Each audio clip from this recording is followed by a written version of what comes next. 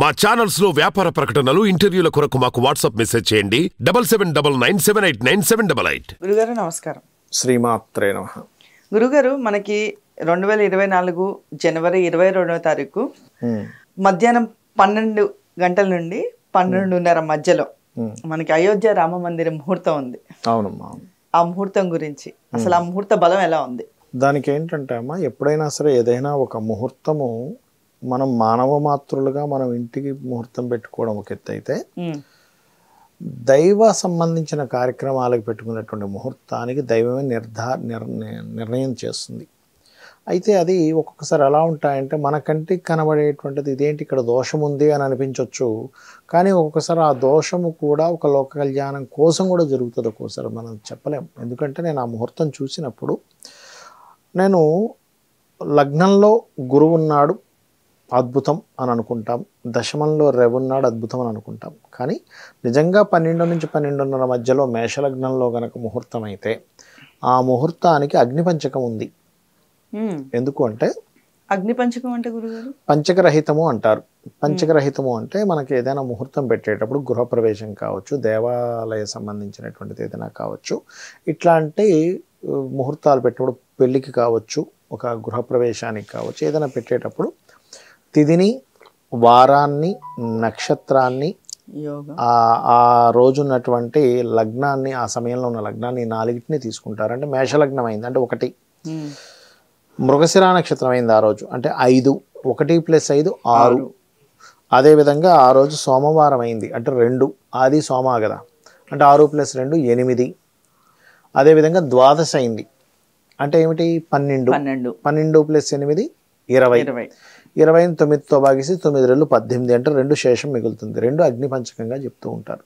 అయితే ఈ 2 అగ్నిపంచకంగా చెప్పినప్పుడు సర్వసాధారణంగా ఏమిటంటే, మనకి ఎప్పుడైనా ముహూర్తం అంతా బాగుందండి, లగ్నంలో గురువు ఉన్నాడు, దశమంలో రవి ఉన్నాడు, ఇది చాలా మంచి అనేకమైన దోషాలని తీసేస్తుంది అని చెప్తారు. యాక్చువల్గా ఇది సర్వసాధారణంగా ఎవరికైనా మనం ఇంటికి కానీ, లేకపోతే మన ఇందాక నేను చెప్పినట్టుగా రకరకాల ముహూర్తాలకి చూసుకున్నప్పుడు ఈ కొంతమందికి చోర పంచకం అవుతుంది, కొంతమందికి మృత్యు పంచకం అవుతుంది. అదేవిధంగా మనం బీఆర్ఎస్ పార్టీ పెట్టినప్పుడు కూడా ఇది మృత్యు పంచకం అయిందండి. మృత్యు పంచకం అంటే అది అక్కడికి ఏదో ఒక ఇబ్బంది కలుగుతుంది అని అర్థం. అప్పుడు చెప్పాం, పాపం అది మరి మేబీ వాళ్ళు రెక్టిఫై చేసుకున్నారో లేదో మనకు తెలియదు దాన్ని.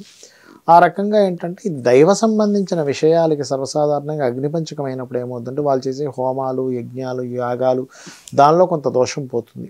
రెండవది ఏమిటి అంటే, ముహూర్తానికి ప్రత్యేకంగా లగ్నంలో ఉన్న గురువు, దశమంలో ఉన్న రవి కూడా అనేకమైన వేల దోషాలు తీసేస్తారని చెప్తూ ఉంటారు. వేల దోషాలు తొలగిపోతాయి వాటి వల్ల అని చెప్తూ ఉంటారు. ఇదొక కారణం. అయితే ముహూర్తంలో ఎప్పుడైతే ఈ గురువు రాశిలో ఉన్నాడనేటువంటిది ఉంది అక్కడ, కానీ ఈ గురువు ఉన్న రాశుల్లో ఎవరున్నారనేటువంటిది పట్టుకోవాలి.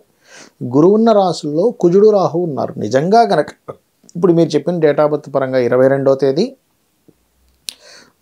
జనవరి మాసం మధ్యాహ్నం 12 నుంచి 12:30 మధ్యలో అని చెప్పి అనౌన్స్మెంట్ అది వచ్చినట్టుంది. నిజంగా అదే కనుక ముహూర్తం అయితే కాస్త ఆ సమయంలో కొన్ని చెదురుమదురు సంఘటనలకి దారితీయడం, అక్కడ ఏదైనా అగ్ని సంబంధంగా ఇబ్బంది రావడం జరుగుతుంది. అలా జరగకుండా ఉండాలంటే దానికి సంబంధించినటువంటి పరిహారం చేస్తారు. ఏది పెద్దలు ఇప్పుడు అక్కడ పెట్టిన వాళ్ళు, ముహూర్తం పెట్టిన వాళ్ళేం చిన్నవాళ్ళేం పెట్టరు, మహా గొప్ప వాళ్ళు పెడతారు. దానికి సంబంధించినటువంటిది ఈ ముహూర్తం అంతా బాగుంది కానీ ఇక్కడ ఏదో దోషం ఉందని దానికి సంబంధించి పరిహారం చేస్తారు, నేను చేయరనట్లేదు. కాకపోతే ఇది ఎంతవరకు ఎలా ఉంది అంటే, లగ్న గురువు ఉండడం, దశమంలో రవి ఉండడం గుడ్. కాకపోతే ఆ గురువు రాసుల్లో ఈ గ్రహాలు ఉన్నందుకు, అదేవిధంగా అగ్నిపంచకం అయినందుకు దానికి సంబంధించిన జాగ్రత్త ఖచ్చితంగా తీసుకోవాలి. ఎందుకు అంటే, రాముడు మనకు ఆదర్శం. అసలు మొట్టమొదటిగా రామచంద్రమూర్తి ఆ సమయంలో ముహూర్తం నిజంగా కలిగేలా చేస్తే అదేదో లోక కళ్యాణం కోసం మన కంటికి అనిపిస్తుంది అదేదో దోషం ఉన్నట్టుగా. అయ్యో ఇదేంటి అగ్నిపంచకమైందని అనిపిస్తుంది. కానీ భగవంతుడికి తెలుసు. ఎలా అయితే ఇప్పుడు చూడండి, మన మహర్షులు అతని అయోధ్యలో ఉన్నప్పుడు అతని పట్టాభిషేకం కోసం ముహూర్తం పెడితే అతను అడవులకు వెళ్ళారు. అదేమిటి వనవాసానికి వెళ్ళారు ఏమిటి, మరి ముహూర్త బలం లేదా అంటే కాదు. అక్కడ మహర్షులు ఏమిటంటే, ఈయన పట్టాభిషిక్తుడు అవ్వాలి అంటే ముందు దుష్ట శిక్షణ జరగాలి. ఆయన అవతారం ఏమిటి, రావణాసురుణ్ణి అంతే కదా. అదంతా జరగాలంటే ఆయన ఇక్కడ కూర్చుంటే అవుతుందా? ఆయన అడవులకి వెళ్ళాలి, సీతాదేవి మీద, ముందు రాముడి మీద, లక్ష్మణుడి మీద, ఆ యొక్క రావణాసుడి యొక్క చెల్లెకి మోహం కలగాలి. దాని తర్వాత అతని శూర్పణఖ ఆవిడ ముక్కు ఖండించడం జరగాలి. ఆవిడెళ్ళి కరదూషణాదులకి చెప్పాలి, వాళ్ళందరూ హతమార్చం అవ్వాలి. అక్కడి నుంచి మళ్ళీ రావణాసుడి దగ్గరికి వెళ్ళాలి. రావణాసురుడు వచ్చి యుద్ధం చేయాలి. రావణాసుడు వచ్చి అపహరించాలి సీతాదేవిని. అపహరించిన తర్వాత ఈయన ఒక ఇప్పటికీ ఉన్నటువంటి లంకకి మనకు ఉన్నటువంటి ఒక బ్రిడ్జ్, సేతు, రామసేతు, అది నిర్మించాలి. మామూలు విషయం అమ్మా చెప్పండి, అది రామసేతు నిర్మించడం అంటే. అయితే ఇదంతా జరిగి ఆ రావణాసుడు సంహారం జరగాలి. ఇదంతా ఎందుకు? ఒక మానవుడు భూమి మీదకి వచ్చి ఎలా బ్రతకాలి ఇప్పుడు అంటూ ఉంటాం, అయ్యో మనం ధర్మంగా ఉంటే సాగదండి అంటాం. అని ఎంతో ధర్మంగా ఉండి ఆయన నిలబెట్టుకున్నాడు. అంటే ఒక మానవుడు ఎలా బ్రతకొచ్చు అని చెప్పినటువంటి రూపం ఈజ్ రామావతారము. ఎలా బ్రతకకూడదని చెప్పేటువంటి క్యారెక్టర్స్ ఈజ్ మహాభారతము. అదేవిధంగా రావణాసుడు చూపించోడు ఇలా బతకకూడదు, ఎన్ని విద్యలు నువ్వు నేర్చుకున్నా నువ్వు ఇంకొకరిని అపహరించకూడదు అని చెప్పేదే రావణాసుడి నుంచి మనం నేర్చుకోవాలి. ఎన్నో ఉన్నాయమ్మా. మనం ఇప్పటికే కొంతమంది అంటుంటారు, సభ రావణాసుడు గొప్పవాడండి అంటుంటారు. ఎందుకు అంటుంటారు? ఆయన నేర్చుకున్న విద్యలు, ఆయన కొన్ని ఉన్నటువంటి విషయాలు, నాలెడ్జ్, అతని కఠోర దీక్షను చూసి అంటుంటారు. నేను రావణాసుడు ఫ్యాన్ అనే వాళ్ళు నేను చూసా అంటుంటారు.